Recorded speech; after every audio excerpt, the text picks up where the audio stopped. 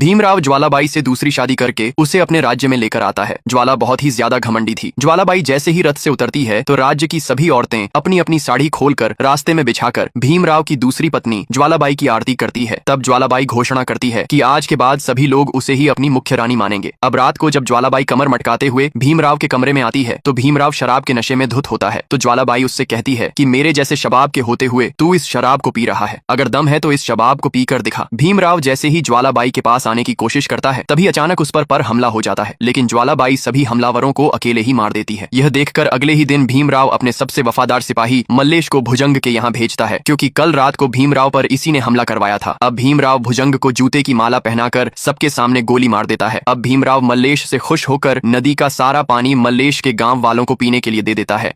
अब भीमराव मल्लेश से खुश होकर उसके गांव वालों को नदी का पानी पीने के लिए दे देता है, जिससे गांव वाले बहुत खुश हो जाते हैं। इधर रात होते ही ज्वालाबाई सज धज कर भीमराव के साथ सुहागरात मनाने के लिए बैठी होती है। तभी भीमराव कमरे में आता है, मगर वह ज्वालाबाई की प्यास को ठंडा नहीं कर पाता, इसलिए ज्वालाबाई उस पर गुस्सा हो जाती है और वह पूरे महल में चिल्ला चिल्ला कर कहती है कि इस महल में कोई मर्द नहीं है क्या जो मेरी प्यास बुझा सके। तभी उसकी नजर बाहर नाच रहे मल्लेश पर पड़ जाती है, तो वह अपनी कुछ नौकरानियों को बुलाकर मल्लेश की तरफ इशारा करते हुए पूछती है कि ये कौन है। तब नौकरानियां उसे बताती है कि ये मल्लेश है, मालिक का सबसे वफादार नौकर। अब ज्वालाबाई मल्लेश पर फिदा हो गई थी, इसीलिए वह अगले ही दिन सज धज के मल्लेश से मिलने के लिए बाहर आती है। बाहर वो मल्लेश को लाठी चलाते हुए देखती है तो वह सीधा उसके पास आती है और पूछती है, मल्लेश तू यहाँ क्या कर रहा है। मल्लेश बोलता है, मालकिन मैं अभ्यास कर रहा हूँ। फिर ज्वालाबाई मल्लेश से अपने साथ लड़ने के लिए कहती है, लेकिन मल्लेश उसके साथ लड़ने से मना कर देता है।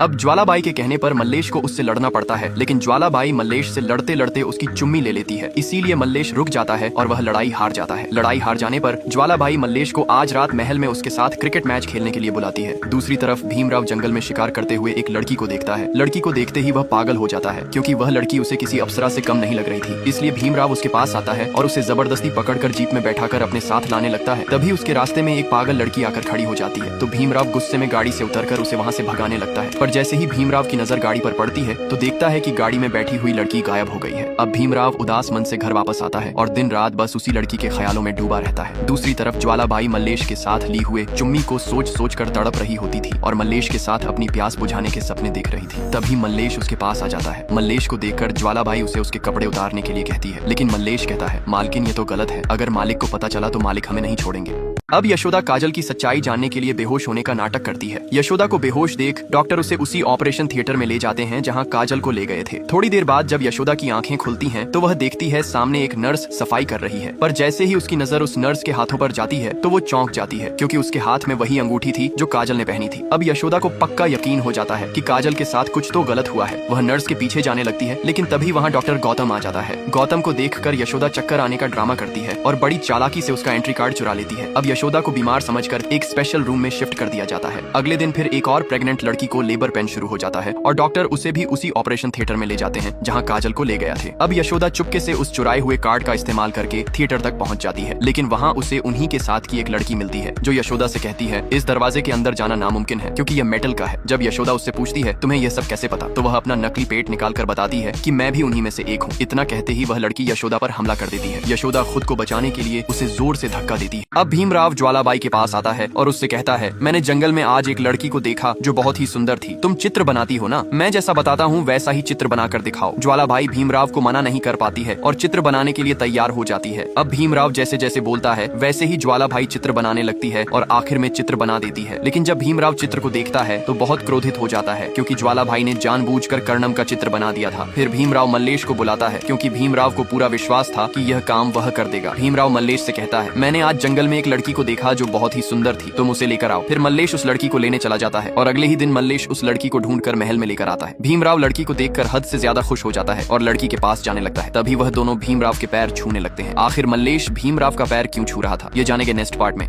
अब भीमराव उस लड़की को देखकर बहुत खुश होता है और जैसे ही उस लड़की के पास आने की कोशिश करता है तभी मल्लेश और वह लड़की भीमराव के पैर छू के आशीर्वाद लेते हैं, तो भीमराव चौंक जाता है। मल्लेश कहता है, मालिक यह मेरी पत्नी है। ये सुनकर ज्वालाबाई और भीमराव दोनों के दिल टूट जाता है। मल्लेश कहता है, मालिक मैंने यह बात छुप आई थी, क्योंकि मेरी शादी बचपन में हो गई और वो डाकू आपके साथ मेरा भी दुश्मन था, जिसने बचपन में हम लोगों को बहुत दुख दिया था, इसलिए उस डाकू को मारा। मैं रुद्रा के लिए कुछ भी कर सकता हूँ, किसी की जान ले भी सकता हूँ और दे भी सकता हूँ। यह सुनकर भीमराव गुस्से से लाल हो जाता है और चाकू लेकर जाता है और अपनी अंगुली काट कर उन दोनों को खून का तिलक लगाता है और 10 एकड़ जमीन भी मल्लेश को देता है। मल्लेश को पता नहीं था कि यह भीमराव की चाल है। भीमराव कर्णम से कहता है, मेरे वफादार की शादी में कोई कमी नहीं रहनी चाहिए, इसलिए बड़ी रानी दोनों को कपड़े और सोने के जेवर भेंट करती है, तो दोनों उनका आशीर्वाद लेकर जाने लगते हैं। अब मल्लेश रुद्रांगी को लेकर घर जा रहा था, तभी भीमराव कहता है, इस नाजुक तितली को कहाँ लेके जा रहा है मल्लेश? शादी इससे तूने की है, लेकिन इसके साथ सुहागरात तो मैं मनाऊंगा। ये सुनकर मल्लेश गुस्सा हो जाता है और भीमराव से कहता है, गरीब हुए तो क्या हुआ, हमारा भी मान सम्मान और मर्यादा है। अब मल्लेश भीमराव का असली रूप देख लिया था। तभी भीमराव के सिपाही मल्लेश को चारों तरफ से घेर लेते हैं, लेकिन हाथी जैसा मल्लेश सभी सिपाहियों को एक एक करके धूल चट्टा देता है और यह सब भीमराव बैठकर देख रहा था। तभी सिपाही मल्लेश को पकड़ लेते हैं और भीमराव रुद्रांगी को लेकर अजीब हरकतें करता है और जैसे ही मल्लेश को मारने जाता है तो पीछे से ज्वालाबाई भीमराव के ऊपर बंदूक तान देती है और कहती है, मल्लेश को छोड़ दे वरना गोली चला दूंगी। तब मल्लेश वहाँ से रुद्रांगी को लेकर चला जाता है। मल्लेश के जाते ही भीमराव ज्वालाबाई को थप्पड़ मारता है और कहता, तू पत्नी मेरी है या उसकी? तो ज्वाला कहती है, तुझे मल्लेश को खत्म करना है और रुद्रांगी को दासी बनाना है तो शिकार करना। इस तरह गीदड़ों की तरह पीछे से क्यों वार कर रहा है। यह सुनकर भीमराव बहुत खुश हो जाता है।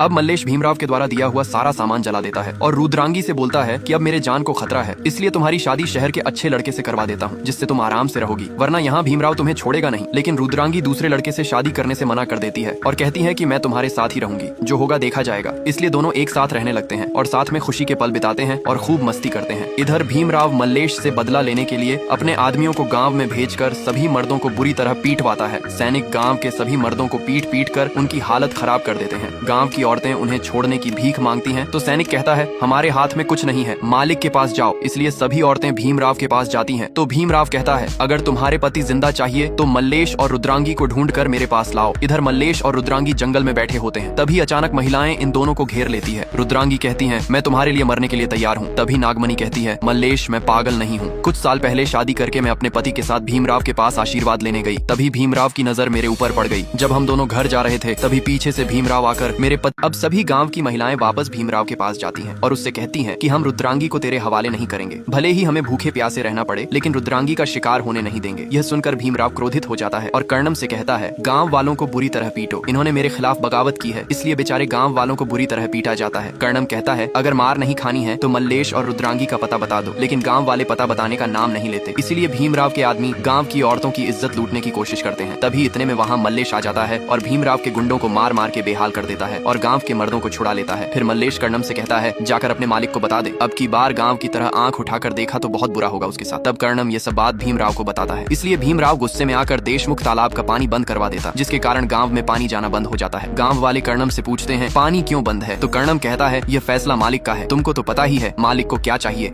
अब भीमराव गांव का पानी रोककर रुद्रांगी की मांग करता है, लेकिन गांव वाले ठान लेते हैं कि भूखे प्यासे रह जाएंगे, लेकिन रुद्रांगी को भीमराव के पास नहीं भेजेंगे। अब पानी की वजह से गांव के सभी तालाब सूखे पड़ जाते हैं, जिससे गांव में पीने के पानी की कमी हो जाता है। तो अगले दिन वापस कर्णम आता है और कहता है, क्यों कष्ट झेल रहे हो, 5 मिनट के लिए रुद्रांगी को भीमराव के पास भेज दो तो पानी मिल जाएगा। ये सुनकर गाँव वाले भड़क जाते हैं। तब कर्णम कहता है, ये शब्द मालिक का है। नायक कहता है, हम इज्जत नहीं बेचेंगे, जा तेरे मालिक को बता दे। तब कर्णम जाकर यह बात भीमराव को बताता है तो वह कहता है, इंतजार कर, सब पैर पड़ेंगे। अब गाँव में सन्नाटा छा गया, सभी फसलें भी जल गई थी और मिट्टी भी सूख गई थी, जिससे गांव वालों के चेहरे निराश हो जाते हैं और सभी के पास पीने का पानी खत्म हो गया था। गांव में लोग पानी की वजह से मरने लगते हैं, सभी के हाल बेहाल हो जाते हैं। इसलिए रुद्रांगी सभी गांव वालों को बुलाती है और कहती है, मेरी वजह से आपको मरने नहीं दूंगी, तालाब का पानी बहुत जरूरी है, इसलिए मैं भीमराव के साथ रात बिताने के लिए तैयार हूँ, मैं आपके लिए कुर्बानी देने को राजी हूँ। लेकिन सभी गाँव वाले मना करते हैं। अब रुद्रांगी भीमराव के साथ रात बिताने का फैसला लेती है और इस फैसले में मल्लेश भी उसका साथ देता है। लेकिन भीमराव अब कहता है कि वह रुद्रांगी के साथ रात बिताने के साथ साथ मल्लेश को उसके पैरों में गिरकर माफी मांगने का हुकूमत चलाता है। यह बात कर्णम मल्लेश को बताता है तो सभी लोग मल्लेश को भीमराव के पास जाने से रोकते हैं, क्योंकि यह भीमराव की कोई चाल हो सकती थी। लेकिन रुद्रांगी खुद गांव वालों के लिए मल्लेश को भीमराव के पास जाने को बोलती है, इसलिए मल्लेश कर्णम के साथ भीमराव के पास जाता है। तब भीमराव मल्लेश को सबके सामने बेइज्जत करता है और अपने पैर साफ करवाता है और मल्लेश से रुद्रांगी को महल लाने के लिए बोलता है। इसलिए मल्लेश रथ को अपने गांव ले जाता है। तो गांव वाले मल्लेश से बोलते हैं, क्या हुआ? लेकिन मल्लेश कुछ जवाब नहीं देता है। इसलिए कर्णम कहता है, मालिक ने वादा किया है कि तालाब का पानी तब छोड़ा जाएगा जब रुद्रांगी उसके पास आएगी। इसलिए सभी लोग निराश हो जाते हैं। अब रुद्रांगी जाने के लिए तैयार होने लगती है। अब रुद्रांगी सज धज के तैयार हो जाती है भीमराव के साथ लूडो खेलने जाने के लिए। अब रुद्रांगी आखिरी बार अपने घर में खाना खाती है। खाना खाते समय उसकी आंखों में आंसू भर जाता है। अब रुद्रांगी गांव वालों को हाथ जोड़कर रथ में बैठ जाती है। अब भीमराव तालाब का पानी ले जाने का परमिशन दे देता है, इसलिए गांव वाले तालाब पर पानी लेने जाते हैं। इधर भीमराव रुद्रांगी के आने की खुशी मना रहा था और उसके साथ लूडो खेलने के ख्वाब देखता है। फिर मल्लेश रुद्रांगी को महल में ले आता है और रुद्रांगी से माफी मांगकर उसे भीमराव के कमरे में छोड़कर वहाँ से चला जाता है। भीमराव मल्लेश के पास आता है और उससे कहता है सब मर जाएंगे तड़प तड़प के। इतना कहकर भीमराव रुद्रांगी के पास चला जाता है और रुद्रांगी से कहता है तुम सिर्फ मेरी हैं, और गंदी गंदी बातें करने लगता है। भीमराव रुद्रांगी को गलत तरीके से छूता है और उसको बेड पर ले जाकर बोलता है मैंने तालाब में जहर मिला दिया, जो पानी पिएगा उसका गेम वही बच जाएगा। इधर ज्वालाबाई मल्लेश से कहती है तू मर्द नहीं है, तुमने अपनी पत्नी को दूसरे को सौंप दिया। तभी कर्णम ज्वालाबाई को आकर बताता है मालकिन इसने गांव वालों के लिए रुद्रांगी को भीमराव को सौंपा है, हार मानकर नहीं।